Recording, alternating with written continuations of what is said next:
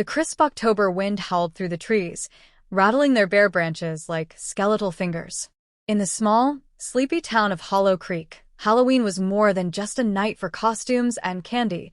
It was a tradition wrapped in old folklore, whisper warnings, and stories that made your skin prickle. Sam Parker had just moved back to Hollow Creek after 10 years in the city. She had left behind the relentless pace, the crowded sidewalks, and the constant hum of urban life.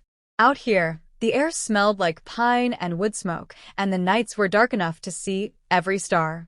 But there was one thing she had almost forgotten about her hometown: the legend of the scary pumpkin.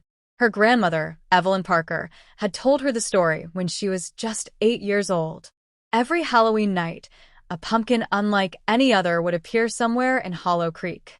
Its face wasn't carved like the cheerful jack-o'-lanterns kids left on porches. No, this one's eyes were hollow pits, its jagged mouth twisted into a hungry grin, and its insides weren't seeds and pulp, but something far worse. They called it the bloodsucker because, according to the legend, anyone who touched it would be cursed. The pumpkin would follow them home, and they would wake up with 2 deep punctures somewhere on their body and no memory of what had happened in the night. Sam always thought it was just a scary story to keep kids from wandering too far during trick-or-treating. But that year, everything changed. It started 2 nights before Halloween. Sam was unpacking boxes in her grandmother's old farmhouse. Evelyn had passed away 3 months earlier, leaving Sam the property. The farmhouse sat on the edge of the woods, and in the dim orange glow of the sunset, the tree line looked like a jagged mouth ready to swallow the house whole. She was just about to lock the back door when she saw it. At the far end of the yard, half hidden in the tall grass, was a pumpkin. Not an ordinary pumpkin, it was enormous, at least 3 times the size of the ones she'd seen at the farmer's market. The skin was a deep, almost black orange, and its surface looked strangely wet, as though it had been pulled from the bottom of a swamp. Sam frowned. That's weird. She grabbed her jacket and walked toward it, her boots crunching over fallen leaves. The closer she got, the more details she saw. Its carved mouth wasn't smiling. It was snarling. The teeth were sharp, like an animal's.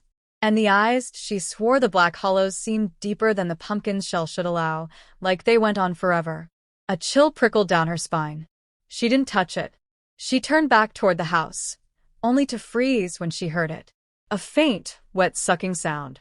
She whipped her head around. The pumpkin hadn't moved, but its mouth seemed wider. She blinked and shook her head. Nope, not today. She jogged back to the house, locked the door, and tried to push the image out of her mind. That night, she dreamed of her grandmother. Evelyn was standing in the kitchen, her eyes wide with urgency. Don't let it in, Samantha. Whatever you do, don't touch it. When Sam woke the next morning, she laughed nervously at herself. It was just a dream. But when she looked out the kitchen window, her stomach dropped. The pumpkin was sitting just 10 feet from the porch. It hadn't been there last night. She was sure of it. She called her childhood friend, Jason Miller, who still lived in Hollow Creek. He worked as a mechanic in town and was one of the few people Sam trusted completely. When he arrived, he stood staring at the pumpkin with his hands in his jacket pockets. You shouldn't be messing with that thing, Jason said. You've got to be kidding me, Sam replied. You don't actually believe in the whole bloodsucker thing, do you? Jason's expression didn't change. My uncle did. He said one Halloween back in '87, he found one of these in his barn. The next morning, he was pale as a ghost, weak as a scarecrow. He had 2 holes in his arm. The doctors didn't know what it was, but he never got better. Died the next year. Sam shivered despite herself. So, what do you suggest? Just leave it there? Jason shrugged. If I were you, I'd call Pastor Grant. He's the one who knows the old cleansing rituals. He's dealt with things. Sam rolled her eyes but agreed. Pastor Grant was a wiry, weathered man in his late 70s who had served Hollow Creek's tiny church for decades. He arrived that afternoon carrying a small satchel of herbs, salt, and a silver cross. When he saw the pumpkin, he went still.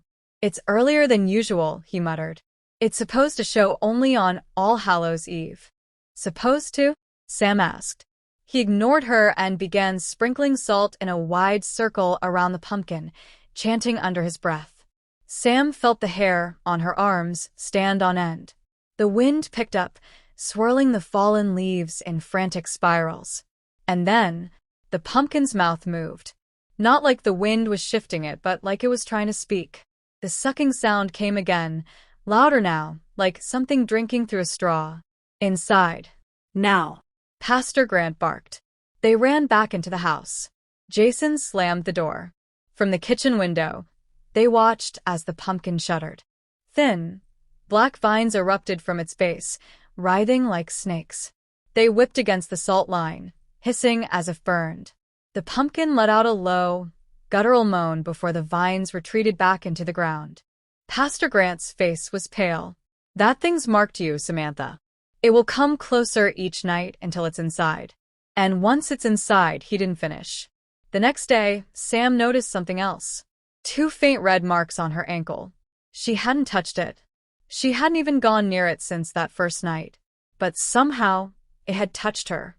By Halloween night, the pumpkin was sitting directly on the porch. The wood underneath it was damp, stained a dark reddish-brown. The house felt colder than it should have. Shadows stretched longer than the light source allowed. And somewhere in the dark, Sam kept hearing that wet, sucking sound, closer each time. Jason stayed over that night, keeping watch with a baseball bat. Pastor Grant had given Sam a small pouch of salt to carry with her, telling her never to set it down. But at 3:07 a.m., she woke up to find the pouch on the floor. And standing in the doorway of her bedroom was the pumpkin. Only it wasn't just a pumpkin anymore. It had sprouted a twisted, gnarled body of vines, thorns, and rotting leaves. Its mouth was wide, lined with teeth that dripped a dark, syrupy liquid. And its eyes, its endless, black eyes, were fixed on her. The last thing she remembered was it lunging forward. When she woke, the sun was streaming through the window. Jason was gone. The pumpkin was gone. And her ankle. Her ankle had 4 puncture marks now. She never saw Jason again. His truck was found abandoned near the woods. The police searched for weeks but found no trace of him. Sam stayed in Hollow Creek for 2 more months before packing up and leaving. But sometimes, in the middle of the night, no matter where she goes, she swears she can hear it. That slow, wet, sucking sound. And she knows it's only a matter of time before the scary pumpkin finds her again.